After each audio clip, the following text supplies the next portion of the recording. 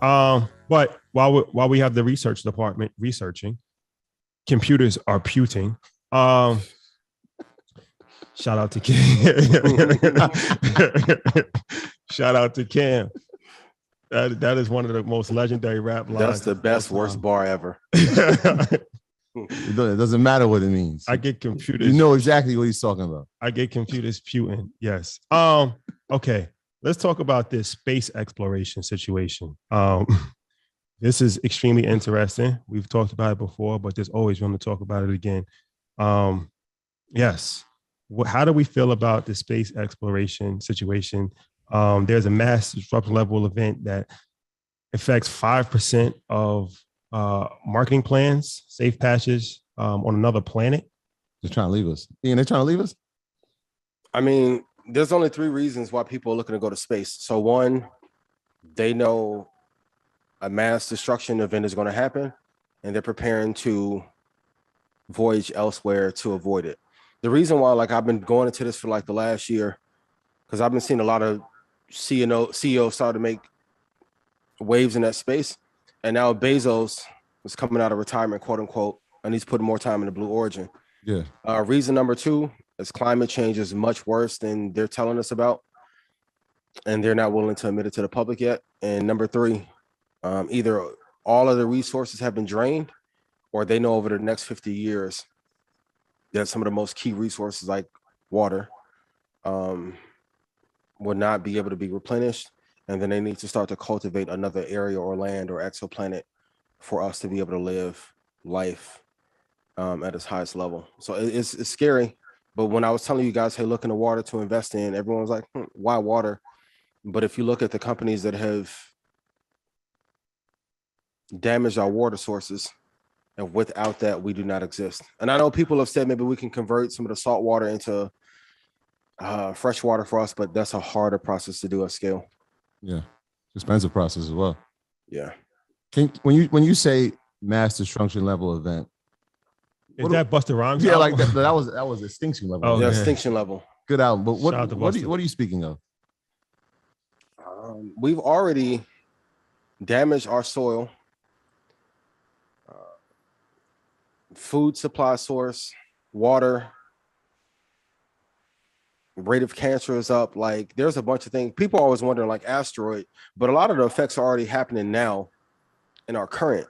Like in the 1920s and 30s, if Rockefeller, Carnegie, all were trying to go to space, no one would question. Now people are like, well, they're going up there just to have fun. I'm like, do you think that they're traveling to outer space just to explore when they can do anything in the world that they want to? No. They have been told something, or that they know something that is going to happen over the next 20 or 30 years, and they want to make room for their family and the people that they care about. So that's why the conversation around Titan last week and Venus, and if those are habitable planets that we can live on, is a very key one. And I know some people are like, hey, that doesn't matter to me right now, but you have to be prepared, because truth be told, if the planet gets ruined, do you think that they're going to take us en masse to the planet? Or if they do, for what purpose? So have to be mindful. Yeah, there was all those reports about Jeff Bezos being like super like over the top about Blue Origin. Like all his focus has been that, and there's been like complaints that he hasn't been focused. Well, at the time he wasn't focused on Amazon. I know he stepped down as CEO, but yeah, there may be some truth to that. They just announced that they're taking William Shatner out of space, out of all people in the world.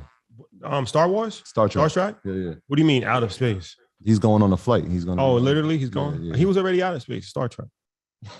Yeah. The head of his time. It was a test flight. The head of his time. Yeah. Yeah, definitely. But okay, anytime that you put this much money into a business, what is the core reason behind it?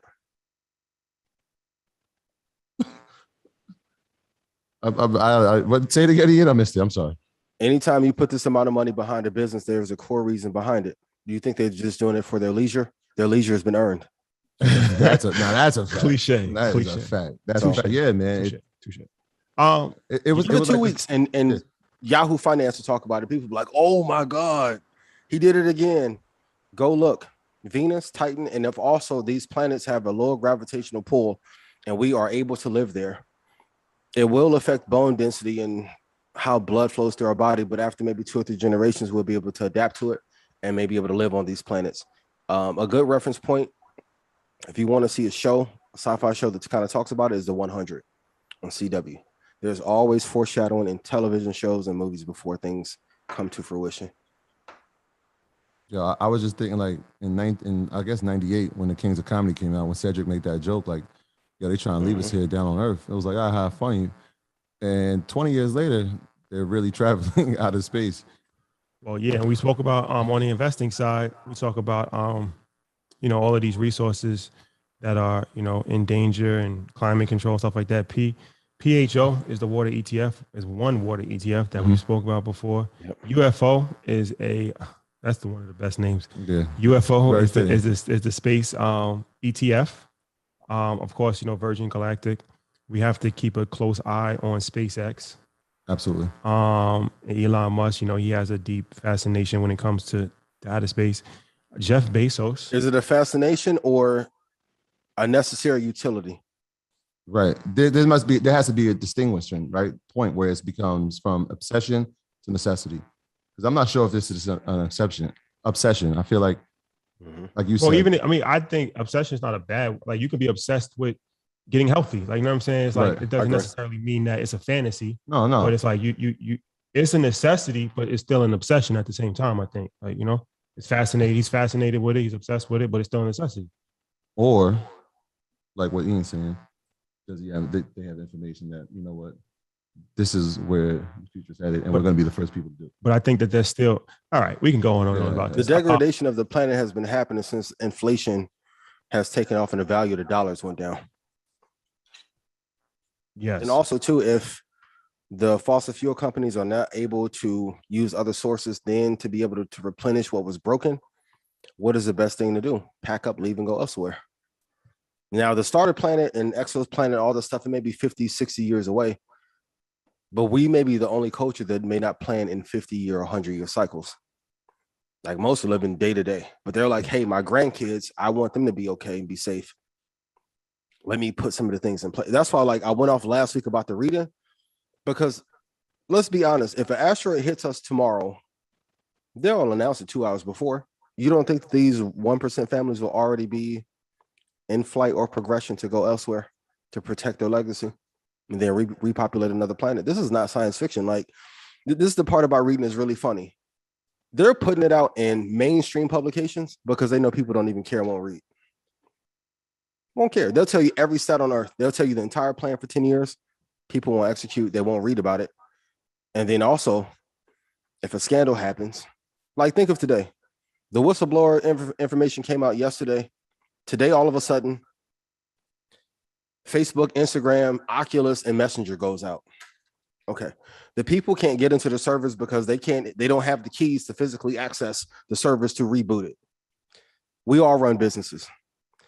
If anything, a Red Panda shut down, you think I won't be able to get into it? Or if anybody hacked EYL, you wouldn't be able to get into your site sooner than that? So if they cut off the information source, which most of you are getting it from IG, what do? So let's say a meteorite or asteroid does hit us, and Jupiter's been protecting our ass for a long time from preventing that from happening. Thank God, because of this gravitational pull. But let's say a meteor is going to hit and they black out the internet. How would you know what's going to happen? You wouldn't know. Game, set, match. But what do I know? I'm just some light-skinned dude with a jacket on. We can go to the next. Well explained. Well played.